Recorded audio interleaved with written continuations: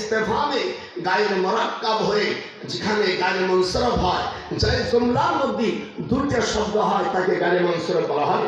গায়ের মুনসরফের উপরে ডান পাশে যদি কোনো ওয়াও শব্দ থাকে সেই জমায় কিল্লে পড়া হয়। এখন আইসি ওয়াজ করতি, আমি তো গ্রামার ভাঙবো না, তারপর একটু ওই ভুয়ো মৌলবীদেরকে একজন বলছে কবরকে রওজা বলা যায় না। কোরআন শরীফের মধ্যে আল্লাহ দুই জায়গায় বলছে লোকটি যদি দিনদার হয় তার কবরকে রওজা বলো, সে ব্যাপারে কোরআন শরীফ দুই জায়গায় আল্লাহ কি বলছে শোনেন। আজকে খালি ওয়াজ করবো না, আজকে কোরআন মাইফিল দেবো। মৃত্যুর বক্তারা কবরকে যে রওজা বলা যায় না তার দলিল আল্লাহ পাক কোরআন শরীফে দিয়েছেন।